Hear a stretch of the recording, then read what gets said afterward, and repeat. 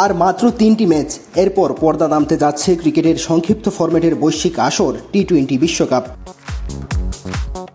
বিশ্বকাপ শুরুর আগে থেকেই যাচ্ছে তাই পারফরমেন্সের কারণে চরম সমালোচিত হচ্ছিল বাংলাদেশ ক্রিকেট দল। অনেকে ধরেই নিয়েছিলেন বিশ্বকাপে করুণ পরিণতি ঘটতে যাচ্ছে নাজমুল হোসেন শান্তের দলের। তবে নিজেদের প্রথম ম্যাচেই শ্রীলঙ্কাকে হারিয়ে দারুণ বাজিমাত টাইগারদের। এরপর দক্ষিণ আফ্রিকার বিপক্ষে 3 রানের পরাজয়। পুরো টুর্নামেন্ট জুড়ে ব্যাটসম্যানরা যখন হতাশা উপহার দিয়ে গেছেন, তখন নিজেদের সামর্থ্যের সবটুকু ঢেলে দিয়েছেন বোলাররা। তাদের অতিমানবীয় পারফরমেন্সের উপর ভিত্তি করেই গ্রুপ পর্বের 3টি ম্যাচ জিতে টিম বাংলাদেশ। বিশ্বকাপের আগে সমালোচনায় জর্জরিত ছিল বাংলাদেশ দল, বিশেষ করে যুক্তরাষ্ট্রের বিপক্ষে সিরিজ হার, ভারতের বিপক্ষে প্রস্তুতি ম্যাচে অসহায় আত্মসমর্পণ, সব মিলিয়ে খারাপ সময় পার করছিল টাইগার শিবিরে। কিন্তু মূল মঞ্চে এসে শ্রীলঙ্কার বিপক্ষে ম্যাচ জয় সবকিছু পাল্টে দিয়েছে, বাড়িয়েছিল দলের আত্মবিশ্বাস।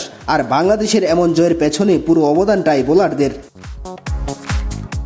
এবারের বিশ্বকাপে বাংলাদেশের বোলিং ইউনিট ছিল দুর্দান্ত। সবগুলো ম্যাচে তানজিম সাকিব এবং রিশাদ হোসেনরা তাদের সামর্থ্যের সবটুকু দিয়ে খেলেছেন। শুরুর ম্যাচে লঙ্কান ব্যাটারদের মাত্র 124 রানে আটকে দেয়া, যেই ম্যাচে রিশাদ ও তানজিম সাকিবরা ছিলেন দুর্দান্ত। এরপর প্রোটিয়াদের বিপক্ষেও ধারাবাহিকতা বজায় রাখে পেসাররা। সেই ম্যাচে তানজিম সাকিব একাই ধসিয়ে দেন পুরো ব্যাটিং অর্ডার। এরপর নেদারল্যান্ডসের সাথে রিশাদের ভেলকিতে বড় জয় পায় বাংলাদেশ। একইভাবে নেপালের বিপক্ষেও বোলাররা ছিলেন অনবদ্য।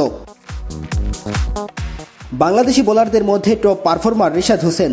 7 ম্যাচ খেলে তিনি নিয়েছেন 14 উইকেট, বোলিং ইকোনমি 7.76। এবারের বিশ্বকাপে শীর্ষ উইকেট শিকারীর তালিকায় 4র্থ অবস্থানে আছেন এই লেগি। দীর্ঘদিন ধরে একজন জেনুইন লেগ স্পিনারের অভাবে ভুগছিল বাংলাদেশ। মাঝে মধ্যে 2-1 আশা দেখালেও সময়ের সাথে হারিয়ে গিয়েছেন। তবে রিশাদ হোসাইন এসে সেই অভাব দূর করার পাশাপাশি এবারের আসরে বাংলাদেশিদের মধ্যে হয়েছেন সর্বোচ্চ উইকেট শিকারী।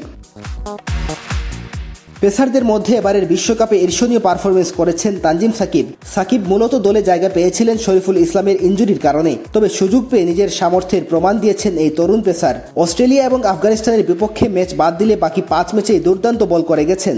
7 ম্যাচে শিকার করেছেন 11 উইকেট, বোলিং ইকোনমি 6.20। বাংলাদেশের অন্য 2 পেসার তাসকিন আহমেদ এবং মুস্তাফিজুর রহমানও তাদের সামর্থ্যের সবটুকু উজাল করে দিয়ে খেলে গেছেন। দুজনেই 7 ম্যাচে নিয়েছেন 8 উইকেট করে। মুস্তাফিজের বোলিং ইকোনমি 5.56 এবং তাসকিনের বোলিং ইকোনমি 6.42। বিশ্বকাপের আগে থেকেই ছন্ন ছাড়া ছিল বাংলাদেশ দল।